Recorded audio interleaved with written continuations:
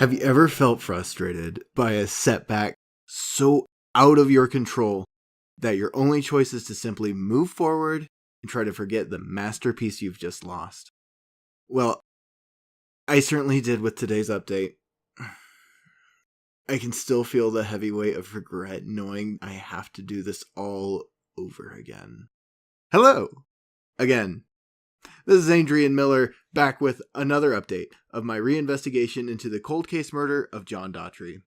Tonight's update has been difficult, to say the least, as a possibly valuable piece of evidence was found damaged.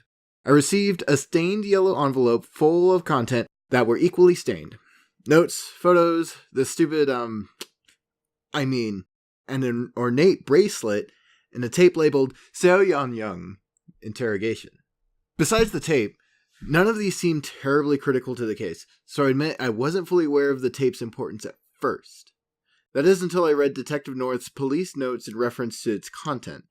At first, she seemed to have written down minor things such as verify flight, camera and photos will be expedited upon return in a couple of days, check for tampering and missing photos. From there, however, I noticed several notes that intrigued me more. I'm pretty sure both detectives were interviewing William Sturgis' sister, because the notes often went back and forth between their handwriting. The written dialogue, essentially, went as such. She's lying.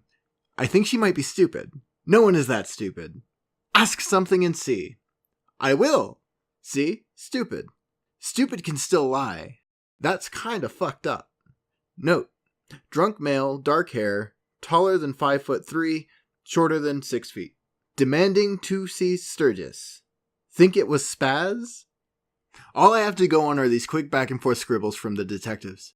And because of that, I'm infinitely curious as to what Detective North thought the sister was lying about, as well as what it was that made her seem rather stupid to Detective Thorne. Whatever it is, the sister seemed to have introduced an important piece of evidence, possibly against Nathan.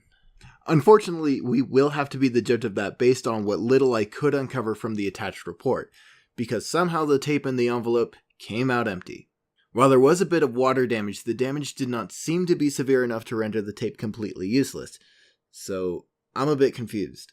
The photos themselves all seemed normal, no notes written on them, though there were a lot of drunk and happy faces.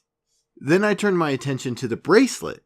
This piece of fine jewelry had a strip of neatly pressed clear tape with a red circle attached to it, and you'll never guess what I realized that meant. When I tilted the bracelet, it turned out that there was a partial fingerprint, which I assumed is why Sturgis' sister handed this over to the police, feeling as if it might be significant. Unfortunately, my excitement was short-lived, as I was hit with some unexpected bad news. As it turned out, that bracelet was made of magnetic material, and managed to wipe the tape clean of all its contents. Not only that, but the stupid bracelet also messed up my phone, my computer, and some of my recording equipment. Thankfully, I had enough foresight to upload the content of a tape that was left separate from the bag, and this included the second interrogation of William Sturgis, whom I am returning to for this update. Now, in the update before Nathan Ashford's second interrogation, I included the entire first interrogation of William Sturgis, which provided more information pertaining to his relationship with the deceased. However, that ended up opening more questions rather than answering existing ones. So, hoping to gain more clarity, and especially verification on what Sturgis meant, the detectives went on to ask, to put it lightly, Nathan when they brought him in for his second interrogation. And if you remember in the last update, that second interrogation did not go as they had hoped. Aside from the choking story that Nathan recounted, which Chloe had an interesting version of that story she shared as well, not much else was uncovered. The jury is out as to whether Nathan was a help to the detectives' investigation, but he seemed to have said something that caused the detectives to get in contact with William Sturgis for a second time. In update number 5, I also shared recordings of anonymous interviews with artists at a local gala, hoping to gain a better understanding of Sturgis as a person and as an artist. Beyond the enigma that he is, of course. Well, after having more discussions with Chloe about Nathan's anxiety and being reminded of my ignorance to mental illnesses as a whole, I realized that I might also be relatively ignorant to Sturgis's cultural background as a Korean American, especially considering most of the individuals I did interview last time were of Caucasian or non-Korean descent. Because of that, I decided to take a deeper dive into Sturgis's heritage and interview members of the local Korean and Korean American communities to gain some more cultural insight. So, have you heard of William Sturgis? Oh my gosh. You mean the artist, William Sturgis? Yeah, so you've heard of him? He is amazing. I didn't used to go to high-end art gallery showings and those fancy gala events, but ever since I saw the one done by Sturgis, I have been hooked. William has become my idol going through art school. I have prints of his art everywhere in my room, and I even have his signature on a brochure I kept from one of the charity gala events he participated in. Oh wow, you are quite the fan. So what piece of artwork did you see from William? For what event? It was actually a fundraising event hosted at school, but because it was new, we didn't have a lot of popularity going in. So my professor, who hosted the event, actually invited some rising star artists. A lot of the artwork featured there were great, sure, but nothing hit me harder than seeing William's piece on his interpretation of Cinderella in a Korean art style. It reminded me of the folktales my Haimoni told me when I was a child. Your what? Oh, sorry. Haimoni, my grandma. Oh, okay. Your Halmoni.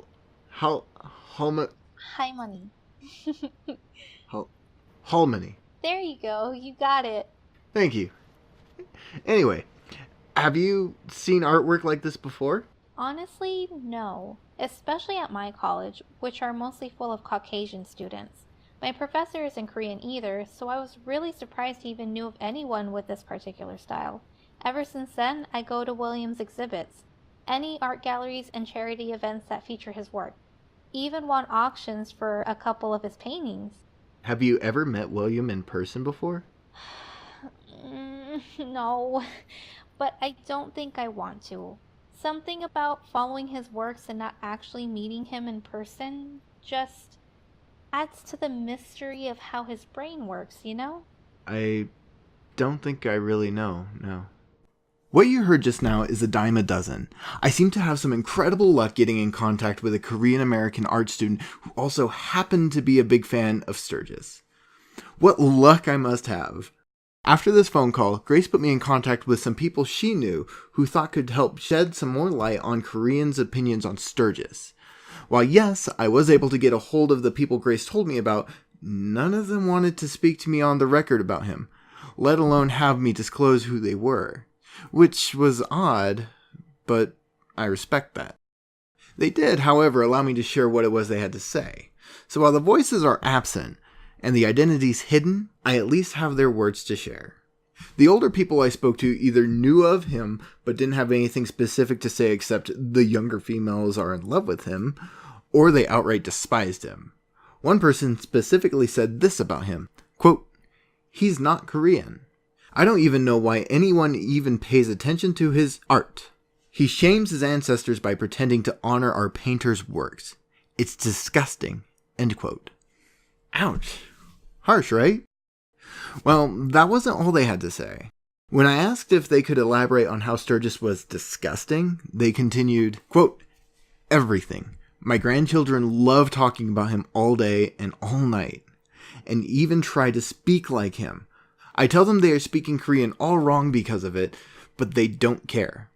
They think it's very cool because he's very cool." There was another older person who told me that they didn't think Sturgis was actually Korean, saying he's too tall and his accent is too strange.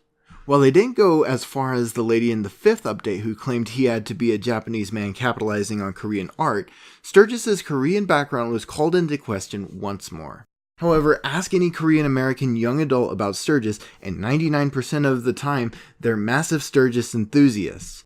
The other 1% was a guy who asked me, and I quote, "Who the fuck is that? A porn star?" I'm sorry, that just gets me every time. I had to share it. Anyway, back on topic. I couldn't tell you how many times I was stopped for at least 10 minutes as they went on about how great his art was. Hell, there was someone specifically who said they felt prouder of their Korean heritage after finding out about Sturgis's background. Which is interesting, considering how the older Korean Americans absolutely despised who he was, saying he's a disgrace, and that he's not Korean, and that they don't like how their kids want to be like him. I suppose I can draw a bit of comfort knowing I'm not the only person who is completely puzzled by Sturgis beyond his artistic persona. Nevertheless, it did shine some light on how influential and mysterious he can be, and how very controversial he is at the same time. While I have a better understanding of how people from the Korean and Korean American communities perceive Sturgis because of it, I still feel I am not exactly any closer to piecing things together for this investigation. Which leads me to Sturgis's second interrogation. I firmly believe this interrogation does show something about Sturgis that only makes me even more conflicted about deciding who could possibly be behind the murder of John Doughtry. As I said before, Nathan wasn't much of a help as the detectives had hoped for, possibly out of respect or out of personal reluctance when asked about John's previous exes.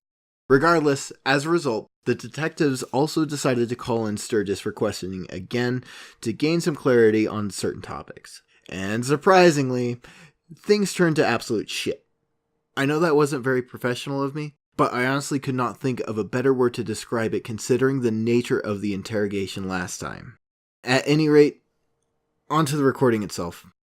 Honestly, I had considered showing only segments like I tried last time, but for this interrogation, I feel it's still better to hear it in full, especially considering the disrespect he expresses to Janine Harper. You'll see why in just a moment. You'll be in this room today, Mr. Sturgis. Would you like... I believe I was in room 1 last time. I'd like to be there and not here. I'm sorry, but I was told to... Could you ask someone? A supervisor, maybe? I'll wait. No. Well, that was rude. Water. She didn't even ask if I wanted water. Plebe.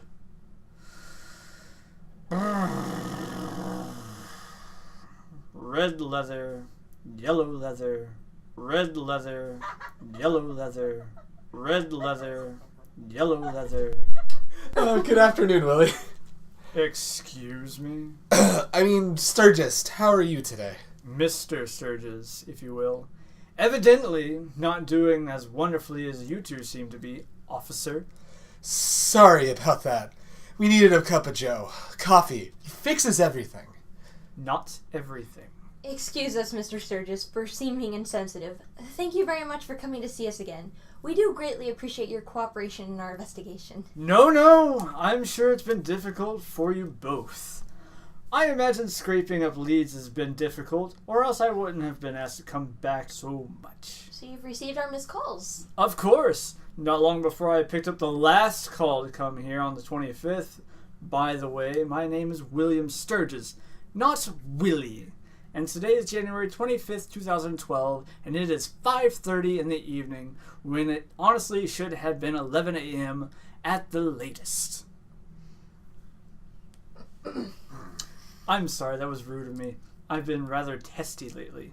I didn't think it would affect me in such a way. Nightmares that I had when I first left John came back. I wanted John to be gone from my life forever, and now I realize I'll never get a chance to explain how he hurt me. Wasn't he already gone forever when you left him? No, detective. Something like that stays with you forever. I was fearful of John for a long time. I lost my chance at having closure, so now I don't know where to go from here. Some people feel it's cathartic to talk out their experiences. Perhaps you'd be willing to talk more about your relationship with John? Have I not said plenty last time already? Plenty, sure, but there's more we need clarified. How can you make me sit here and talk about this again? Mr. Sturgis, we're hoping that understanding the kind of man John was will help us figure out who we're looking for in his murder investigation. No. This is all too difficult. I don't want to help. I want to go home. Please. Unfortunately, it's important to the extent that we can detain you for impeding an investigation. My partner and I will give you some time to collect your thoughts. We'll be back in a moment, Willie. William, goddammit!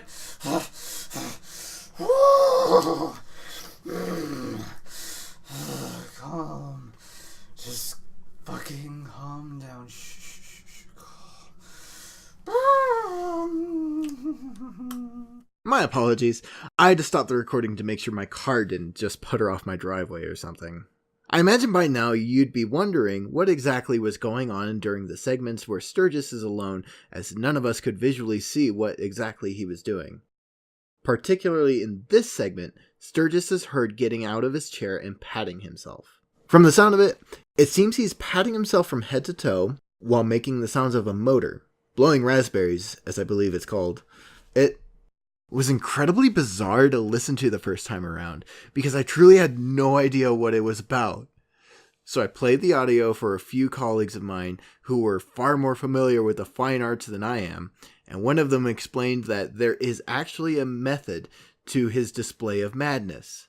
As it turned out, Sturgis was practicing exercises that an actor would do to calm his nerves and warm up his vocal cords. The patting movements and blowing raspberries are among a countless amounts of exercises used for individuals from drama, theater to professional acting. Stretching is often a part of these exercises as well, in order to loosen up groups of muscles used in singing or acting. Now, whether or not he actually was stretching or not is anybody's guess, since this is an audio tape, so we can only assume what physical motions he's doing at this point. I hope what I said makes sense to you all. I'll spare you all from hearing more of these exercises because, quite frankly, it made me relatively uncomfortable. I suppose it did help with calming because he regains his composure rather quickly thereafter. Okay, Mr. Sturgis, we'll start off with some basic and easy questions. Fire away. So how was your sister's trip? Oh, well, she said New York was lovely. It was not as cold as she thought. Shame she didn't bring me any souvenirs. Particularly the golden apple figurine I specifically asked for. Well, that's nice, though. Sounds like she had a wonderful time. So, Sturgis... Mr. Sturgis? What? Your sister told you she went to fucking Korea. Really? She told me New York. Huh. I'm terribly sorry about that. I didn't know. Okay, alright, Mr. Sturgis. Let's focus on the matter at hand then. How about we try a different topic? Can you tell us how it all went down for you on January 7th? I really don't understand why I need to tell you all of this again. It's the same stuff I told you last time. Would it really help you to gain a clearer picture of who stole away my chance for closure? It would help us, certainly. I see. Alright then, on January 7th, as I mentioned before, I was filling in for a no-show artist at a prestigious charity gala upstate.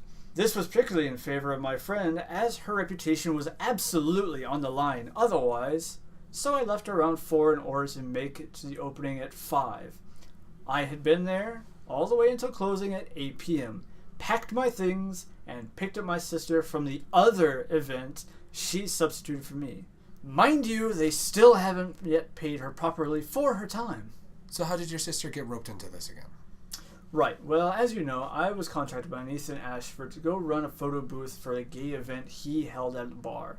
A far cry from a gala, so naturally I chose a gala over some photo booth errand.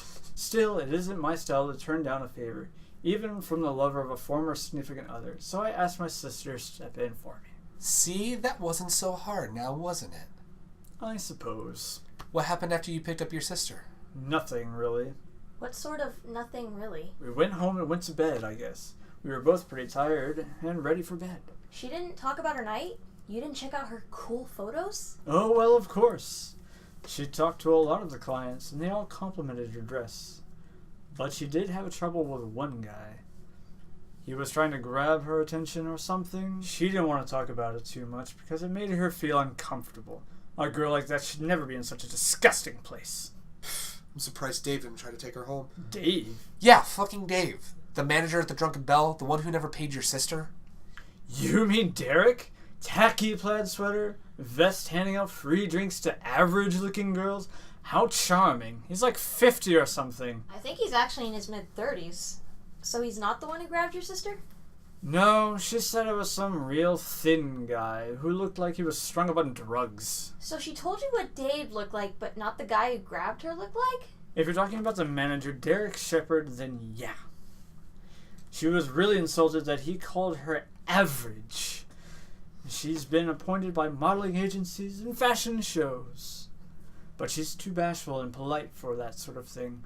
And that jerk decided the best way to take her home was to be a dick. Okay, I understand. I've been there. It's not easy being a woman. No, it is not. Sorry, what time did everything happen? I didn't write it down. I left at 2:30 to make it to the gallery at 4. At 9, I packed up and I got my sister at 11:30. Okay, because during your first interrogation, you told us you left your home at 3:30, so which is it? Detectives, you're needed. What the hell, Jay? Sorry, guys. I wouldn't pull you out if it wasn't important. I'm terribly sorry. That's fine, Janine. We'll be right back, William. Again? What the fuck is this? Ugh, whatever.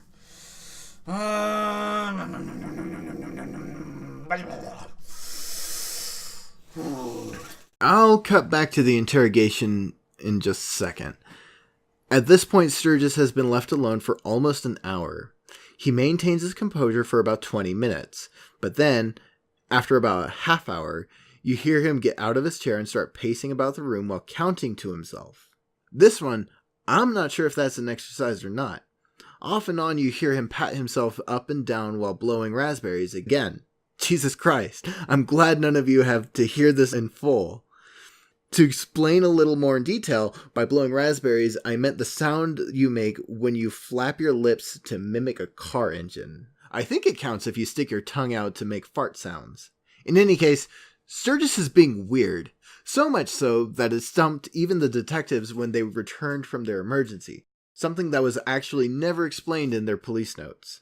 I suppose it wasn't relevant for this particular case, though it is odd considering how meticulous Michelle typically is with her notes. Even an emergency unrelated to the case would be something she'd take note of, if at least in her post-interrogation report. At any rate, upon return, the detectives caught Sturgis in the middle of one of his exercises. This is how they reacted.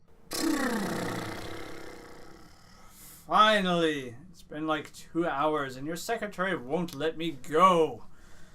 What? What are you doing? Oh, just doing a thing. You don't do this? No, we don't. Oh. Well, I'm sorry for your loss. As you can tell, it's an odd thing that has even the detectives stumped. Still, to their credit, the detectives maintained their composure and proceeded with questioning Sturgis. In this last part of the interrogation, the detectives are clearly trying to unsettle Sturgis so that they can either confirm Nathan's story from the previous update as the truth, or refute it. As I've mentioned before, Nathan wasn't exactly helpful to the detectives when they questioned him about John's previous relationships, particularly with Sturgis. However, upon questioning the more intimate nature of his own relationship with John, he did end up disclosing a very different story about one thing: the choking incident. Well, alright. Let's go ahead and get through the rest of these questions quickly. We have other things to do, and I'm sure you'd like to be home.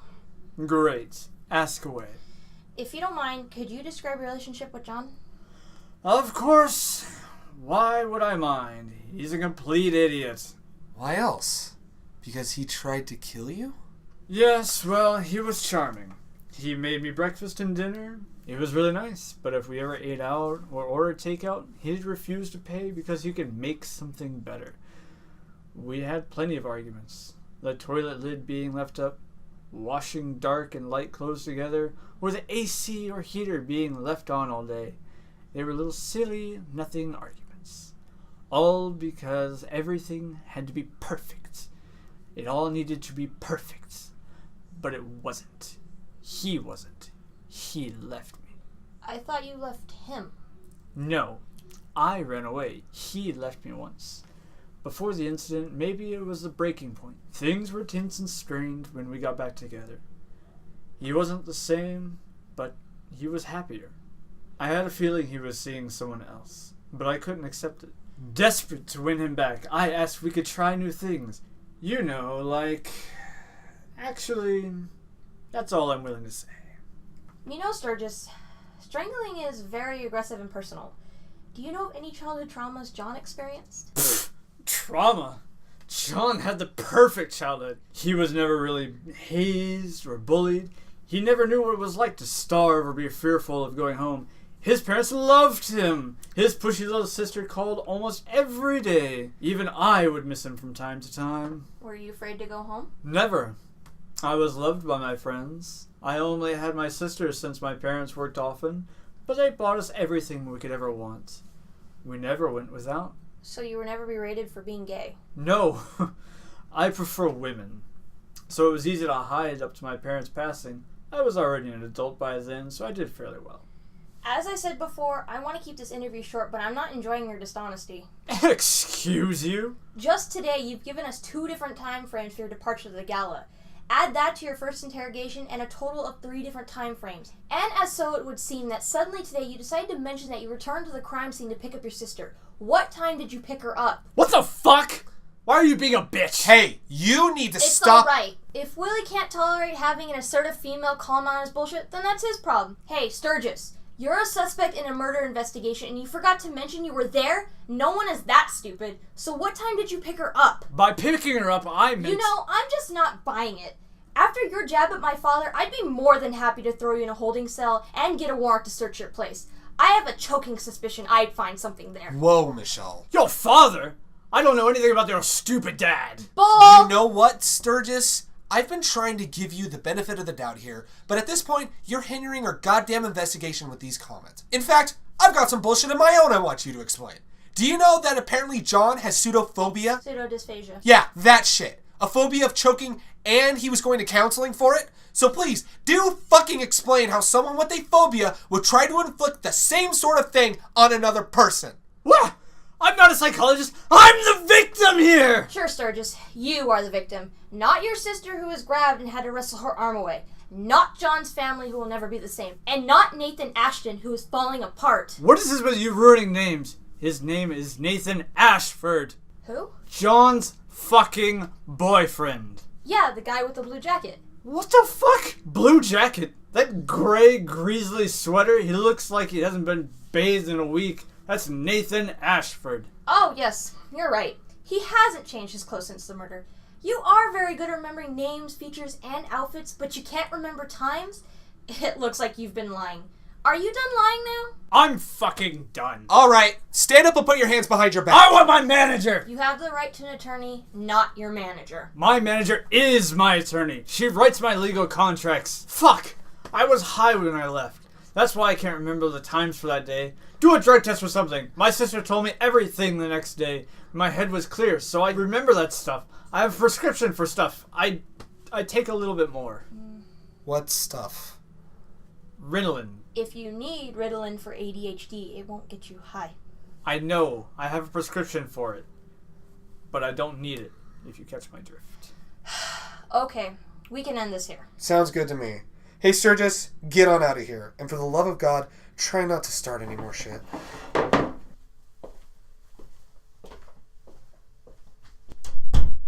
Well, that could have gone better, but what in the royal fuck was that about, Michelle? Come on, Anthony. Both John and Sturgis had the same nightmare sex experience from hell. I'd rather believe the dead guy. Alright, I get that, but you started going at him. You don't do that. I do that. I've never had to tell you to back off. Saying I don't like him isn't enough, Anthony. I don't hate him, but I sure as hell don't believe anything he says. You know, I don't think anything he said so far is the truth, except when he said, sorry for your loss. I seriously think that was the first time when he was actually being sincere and honest. Oh, okay, yeah, sure. But you have to agree that Nathan is just as bad, given his quote-unquote faulty memory. Come on, Michelle. Let's review this evidence we've collected. We should have that camera and Junker Sturgis' sister mailed in by now. Plus, I've got that bottle of Makers in my office, and after how this all went, I think you deserve a goddamn shot. Yeah, you're right. I'll check for that evidence and meet you in your office in 5. You got it. I think I can agree with Detective Thorne on getting a drink, especially for Detective North, because that was rough to listen to. And yet, Thorne has a point. Both of these suspects are unreliable in some way, shape, or form. We touched on Nathan's shortcomings last update, so I won't go into it, but William is just as bad. He's lied about being at the Drunken Bell that night. The time he left his place for the gala changed multiple times, and then there's this whole choking thing. Now, I don't know for certain if Anthony was bluffing about going to counseling, but if John was, then we have a massive problem with Sturgis' story. Why in the hell would somebody who has a fear of being choked ever choke someone? However, if you were to make me sit down and point to who committed this murder, I still couldn't tell you. Yes, Nathan has a mental illness that really affected him during his interrogations, but when he's certain, he's goddamn certain. William, on the other hand, presents himself as well-kept with a fine memory, and yet he has these glaring inconsistencies in his story that seem to become more apparent each time he's questioned by the detectives. But that's it. From what I've looked at, there was little to no evidence in the case, so all we have is hearsay. Nathan could be lying, Sturgis could be lying, they both could possibly be lying, or they could be telling the truth. Although I doubt the latter one is the truth. Now, what about Sturgis' sister? At the end of the tape, you hear Michelle mention checking for evidence that she sent to the detectives. So what came of that? Well, aside from what seems to be a very bizarre interview with her, which we can't listen to thanks to the goddamn bracelet she had, we have a few pieces of evidence that she did, in fact, send to the detectives. Some of this is possibly damning for one of our two suspects. Throughout the past few weeks between updates, I've also gathered quite a collection of new information, some of which I can finally talk about to resolve certain mysteries since the beginning. Topics including where the tape from the end of the first update came from and why it was included in the rest of the files, a highly anticipated story from someone who worked at the Drunken Bell at the time of the murder that some of you have been asking about, as well as some very disturbing rumors revolving around one of the main suspects in this case. All of this information will be discussed next time in an update you won't want to miss out on. Until then, this is Adrian Miller, signing off. And there we are. Episode 7 of Lost and Cold is in the books. It's Greg here from TSG with your credits. Episode 7, The Real William Sturgis, was written by Ashley J. and Kita Creations with help from myself, Mr. Greg Petrone. Our vocal talent is as follows. Adrian Miller is voiced by Andre Adame from The Lair Project. Grace was voiced by Barbara Mutz. Detective Anthony Thorne was voiced by myself, Mr. Greg Petrone. Detective Michelle North was voiced by Brianna Northway, aka May from TSG. Janine Harper is voiced by Ashley J. And William Sturgis is voiced by Kanan Arik. That's Carney and Lisa with the logo design. Thank you guys once more for making both the TSG logo look good and the Lost and Cold logo look fantastic. Visuals, as always, were done by His Westernist Art. You can check him out at facebook.com/HisWesternist Art. The audio was recorded by myself with post-production help done by HoloGhost. Once again, thank you, HoloGhost, for all the incredible work. This project just keeps sounding better and better, and I'm so happy with all the work that you've been doing, so thank you. Our intro music is In Moments from Granger. You can check them out at grangertheband.bandcamp.com. And our outro music is Shatter from Sam Quick.